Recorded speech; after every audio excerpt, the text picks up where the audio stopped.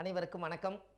பாரம்பரிய திருவள்ளுவர் குல வம்சம் பிரசன்ன ஜோதிடர் சுபமாரிமுத்து திருப்பூர்லேருந்து இந்த பதிவு உங்களுக்காக. இன்றைக்கு ஒரு அற்புதமான ஒரு விஷயத்தை இன்றைக்கி நம்ம பார்க்க போகிறோம். இந்த வாழ்க்கையில் முன்னேறவே முடியலைங்க, என்னோடய வாழ்க்கை எவ்வளவோ கஷ்டத்தில் போயிட்டுருக்குது, என்னோடய வாழ்க்கையில் நான் இது வரைக்கும் நான் பிறந்து தலையெடுத்து கஷ்டத்திலேயே தான் நான் வாழ்ந்துட்டுருக்கேன், என்னுடைய வாழ்க்கையில் நான் என்ன பண்ணுறதுனே தெரியாமல் நான் உழைச்சிட்டே இருக்கேன், முன்னுக்கே வர முடியல அப்படின்னு ஒவ்வொருத்தருடைய வாழ்க்கையிலையும் இந்த சோகம் இருக்கும். அப்படி இருக்கும் பட்சத்தில் இந்த ஜாதகத்தில் நம்ம தாயுடைய கருவறையில் இருந்து தொப்புள் கொடியை அறுக்கும்போதே ஒருத்தருடைய கர்மாவை கடவுள் விதைச்சிருவார். எப்பவுமே அப்பாவோட உயிர் கரு போய் அம்மா கர்ப்பத்தில் வச்சு தான் ஒரு குழந்தை பிறக்கும். அப்போ கரு உருவாகும் போதே கர்மா உருவாயிரும். இதை நம்ம எல்லாருமே தெரிஞ்சுக்கணும். பிறக்கும்போது உருவாகாது, விதைக்கும் போதே உருவாயிரும். அதுதான் கர்மா. அதுக்கு பேர் தான் முடக்கு தோஷம்னு சொல்லுவாங்க. இந்த முடக்கு தோஷங்கிறது ஒரு ஜாதகத்தில் நீங்கள் நல்லா தெரிஞ்சுக்கணும் அல்லவா? இந்த முடக்கு தோஷம்னா வாழ்க்கையில் எவ்வளவு சிரமத்தை கொடுக்குது, இந்த முடக்கு தோஷம் எங்கிருந்து வந்தது, நம்ம முன்னோர்கள் ஆதி காலத்தில் எவ்வளவு கஷ்டப்பட்டு இந்த முடக்கை கண்டுபிடிச்சாங்க, அந்த கண்டுபிடிச்ச மகான்களுக்கெல்லாம் ஒரு நன்றி சொல்லி உங்கள் கர்மாவை நம்ம கண்டிப்பாக தீக்கணும் பாருங்கள். ஏன்னா இந்த ஜென்ரேஷனில் 2025 இன்றைக்கி இந்த உலகம் பூரா முடக்கு தோஷத்தை எல்லோரும் தெரிஞ்சிட்டாங்க. ஆனால் இது ஆதி காலத்தில் முடக்கு தோஷங்கிறது ராஜாவுக்கே முடக்கு தோஷம் இருந்திருக்குது. அந்த முடக்கு தோஷை நிவர்த்தி பண்ணுறதுக்கு அந்த ஜோசியர், ஒரு அரமண ஜோசியர் அங்கே இருந்திருக்கார். இருந்த அந்த முடக்கு தோஷத்தை சரி பண்ணினதுக்கு அப்புறம் தான் மறுபடியும் இழந்ததை மீட்டெடுத்திருக்கார். அப்போ இது எவ்வளோ பெரிய அற்புதமான விஷயம்னு பாரு. இது எல்லாமே மக்களுக்கு தெரியணும் அல்லவா? உங்கள் ஜாதகத்தில் அந்த முடக்கு தோஷத்தை பற்றி இன்றைக்கி நம்ம பார்க்க போகிறோம். உங்கள் ஜாதகத்தை எடுங்க. உங்கள் ஜாதகத்தை எடுத்து முதல்ல உங்கள் ஜாதகத்தில் பாதசாரம்னு ஒன்று இருக்கும். இந்த பாதசாரத்தை எடுத்து பார்த்தீங்கன்னா உங்கள் ஜாதகத்தில் விதிவிலக்கு என்ன சொல்லும்னா, சூரியனுடைய பாதசாரம் இருக்கும், சந்திரன் பாதசாரம் இருக்கும், செவ்வாயுடைய பாதசாரம் இருக்கும். இப்படி எல்லாம் இருக்கும்போது சூரியன் நின்ற நட்சத்திரத்துக்கு தான் அந்த வீடு ராசி முடங்கி போகும். இதை கால்குலேஷன் போட்டு நம்ம சொல்லணுங்கிறது ஒரு ஜோதிட வகுப்பெடுத்தால் போதும். இது பொதுவாக நீங்கள் தெரிஞ்சுக்கிற விஷயம் என்னென்னா, சூரியன் நின்ற நட்சத்திரத்திலேருந்து தான் அந்த ராசி முடங்கி போகும். அந்த சூரியன் நின்ற நட்சத்திரம் நம்மளுக்கு என்ன கர்ம வினையோ, அது எந்த நட்சத்திரமோ அந்த நட்சத்திரம் தான் அந்த வீட்டுக்கு முடக்கு தோஷமாக மாறும். ஒரு உதாரணம், இந்த சூரியன் என்ற நட்சத்திரம் ஒரு அசுபனி நட்சத்திரமாக இருக்கட்டும், ஒரு பொதுவாக சொல்கிறேன். இந்த அசுபதி நட்சத்திரத்துக்கு இந்த முடக்கு தோஷம் சிம்ம வீடு தான் வரும். அப்போ இந்த சிம்ம லக்கணத்தில் யாராவது ஒருத்தர் பிறந்திருந்தாங்கன்னா அந்த லக்கணமே அவருக்கு முடங்கிடும். இது நம்ம தெரிஞ்சுக்கணும் அல்லவா? அப்போது அசுபனி நட்சத்திரத்துக்கு சூரியன் என்ற நட்சத்திரத்திலேருந்து எண்ணி கடைசியில் சிம்ம ராசியில் முடங்கி போகும். அவர் கருவில் உருவாகி அந்த சிம்ம லக்கணத்தில் அவர் பிறக்கிறார்.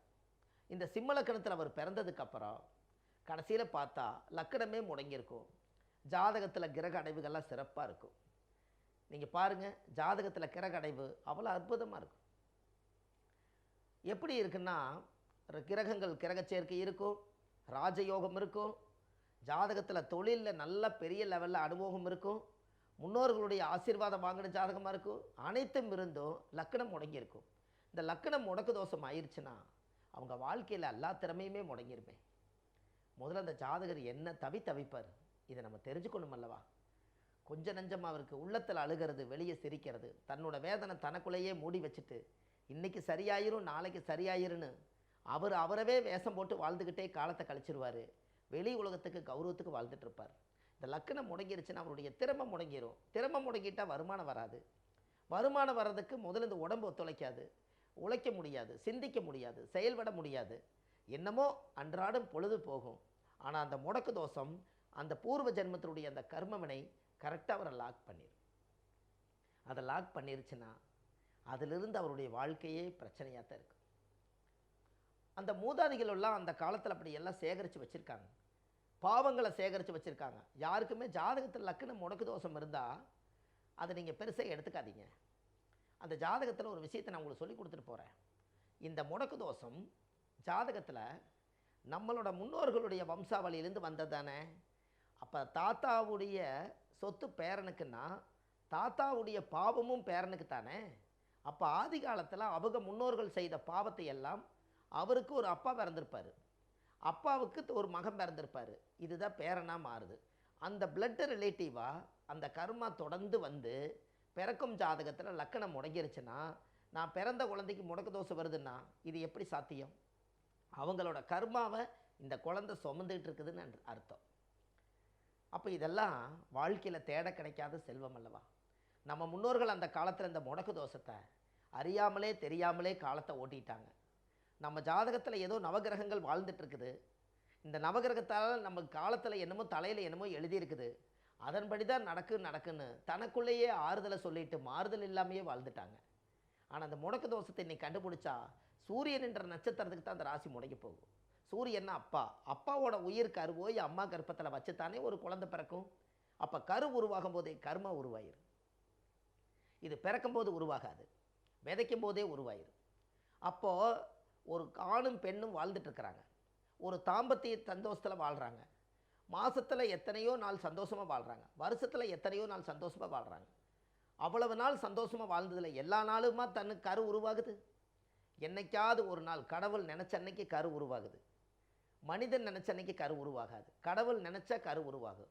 அந்த கருவுக்கு உயிர் கொடுத்து அந்த கருவிலிருந்து அவருக்கு ஒரு பிறந்த தேதியை முடிவு பண்ணி, லக்கணத்துக்கு முடிவு பண்ணி, அவர் என்ன மாதத்தில் எந்த திதியில் எந்த யோகம் எந்த கரணத்தில் கிரக அடைவுகள் எல்லாம் எப்படி கோணத்தில் வச்சு லக்கணம் பிறப்பெடுத்து இவருக்கு ஆயுசை போடலான்னு ஆண்டவன் முடிவு பண்ணுன்னு தான் உங்கள் கையில் இருக்கிற ஜாதகம். அப்போது இந்த ஜாதகத்தில் முடக்கு தோஷங்கிறது நாம் உருவாக்கப்பட்டதல்ல. நம்மளுடைய தாய் தந்தைக்கு உரு கொடுத்தது கரு கொடுத்தது எல்லாம் கடவுள். அந்த கடவுள் ரூபத்தில் நம்மளுக்கு இயற்கையிலிருந்து நம்மளுக்கு கிடைச்ச அந்த முடக்க இந்த கர்மாவை விதைச்சி வச்சுட்டு உலகம் பூரா நம்ம தேடுவோம். அந்த முடக்கு தோஷத்துக்கு பரிகாரம் கிடைக்காது. ஆனால் அதையெல்லாம் தாண்டியும் கூட அந்த முடக்கு தோஷம் உண்மையாலுமே அந்த ஜாதகக்காருக்கு என்னென்ன பிரச்சனைகள் இருக்கும்னு பாருங்கள். முதல்ல அவர் நல்லா படிச்சிருப்பார், சைன் ஆக முடியாது. அறியாத வயசில் தெரியாமல் எல்லா விஷயங்களையும் செய்வார், எதுலேயுமே அவர் தேர்ச்சி அடைய மாட்டார். ரெண்டாவது, திருமணம் நடக்கும், திருமணம் ஆனதுக்கப்புறம் கஷ்டப்படுவார், குழந்தைகள் பிறந்ததுக்கப்புறம் கஷ்டப்படுவார், வாழ்வாதாரமே கஷ்டப்படாமல் இருக்கும். மனைவி வந்ததுக்கப்புறமா அது மாறுதல் கிடைக்குமானா லக்கணம் முடங்கிருச்சுன்னா அப்போ மாறுதல் கிடைக்காது. சரி, ஊரை விட்டு போய் வேறு ஊரில் போய் தொழில் பண்ணாலும் இந்த முடக்கு தோஷம் அங்கேயும் பிரச்சனை. அதுக்கு அடுத்தது நம்மளுக்கு கல்யாணம், ஒரு குழந்தைக்கு 2 குழந்தையாகி மனைவி மக்களோடு சேர்ந்து சொந்தமாக தொழில் பண்ணி முடக்கு தோஷம் இருந்தால் கடனாளி ஆயிடுவாங்க. ஒரு இடமாவது வாங்கலாம், வீடாவது வாங்கலான்னா வீட்டை வாங்கினதுக்கப்புறம் முடங்கிடுவாங்க. இப்போ கடைசியில் பார்த்திங்கன்னா இந்த முடக்கு தோஷத்தினால அந்த முன்னோர்களுடைய வம்சாவளியில் இருக்கக்கூடிய அந்த கர்மா நம்ம ஜாதகத்தில் எப்படி போய் லாக் ஆயிடுச்சுன்னா, நம்மளுடைய ஊழ்வினை கர்மா தோஷங்கிறது ஒன்று இருக்குது. அந்த ஊழ்வினை கர்மா தோஷம் தான் முடக்கு. அப்போ இந்த முடக்கு தோஷம் நம்மளோட வாழ்க்கையில் 12 ராசியில் யாராவது எல்லாத்துக்கும் முடக்கு தோஷம் வரும். ஆனால் ஜாதகத்தில் லக்கணம் முடங்கியிருந்தால் மட்டும்தான் இந்த ஜாதகத்துக்கு செயலிழந்து போகிறது, அந்த குடும்பத்துக்குள்ளே எத்தனையோ பிரச்சனைகளை சுமந்து வாழ்கிறது. இன்றைக்காவது ஒரு நாள் நம்ம நல்லா இருப்போமான்னு நினைப்பீங்க இல்லையா? அந்த நல்லா இருக்கிறதுக்கு ஒரு ஆதிகால பரிகாரம்னு சொல்கிறேன்.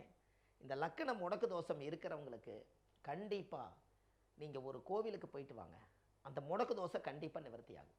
அது என்ன முடக்கு தோசைன்னா, மதுரையில் இன்மையிலும் நன்மை தருவார் கோவில் இருக்குது.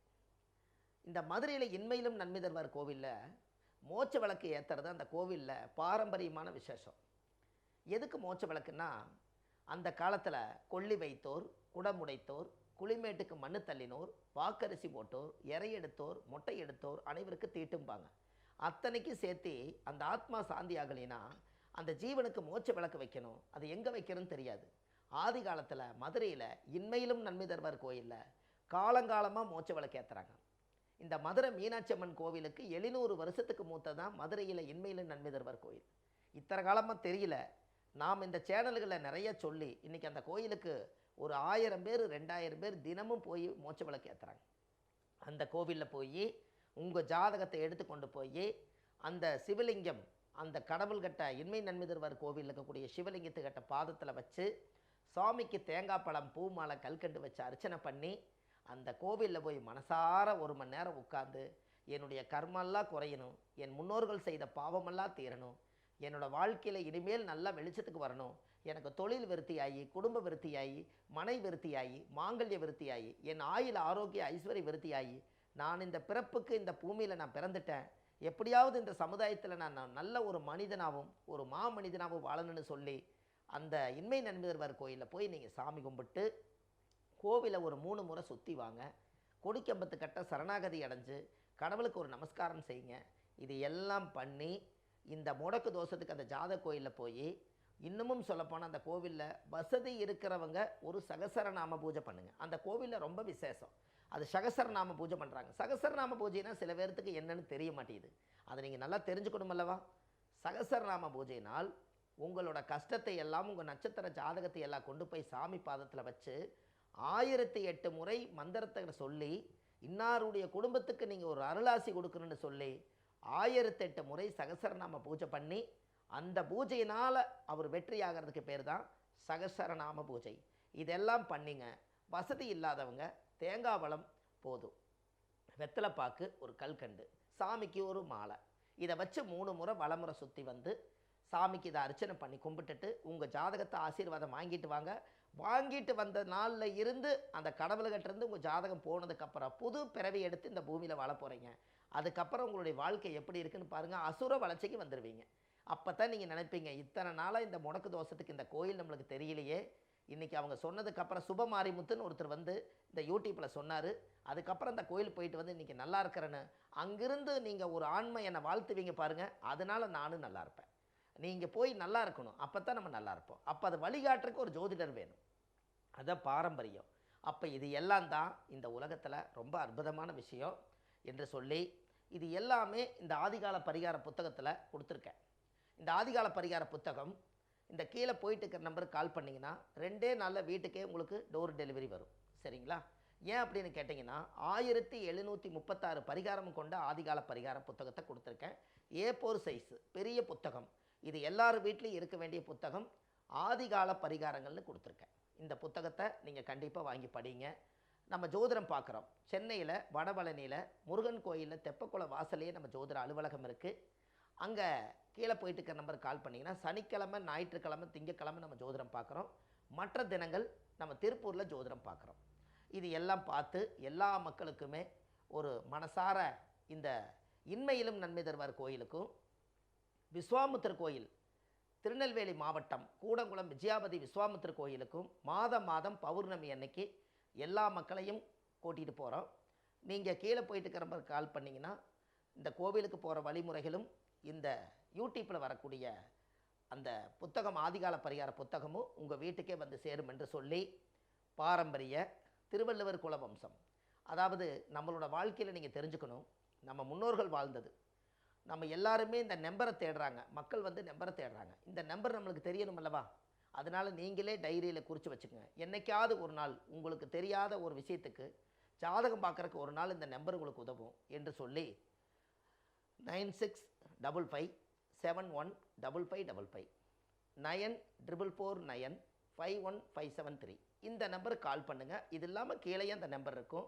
இது எல்லாம் மனசார வச்சுட்டு உங்கள் வாழ்க்கையில் நீங்கள் ஒரு அசுர வளர்ச்சிக்கு வருவீங்கன்னு சொல்லி, பாரம்பரிய திருவள்ளுவர் குல வம்சம் பிரசன்ன ஜோதிடர் சுபமாரிமுத்து. வாழ்வது ஒரு முறை, வாழ்த்தட்டும் தலைமுறை. நன்றி, வணக்கம்.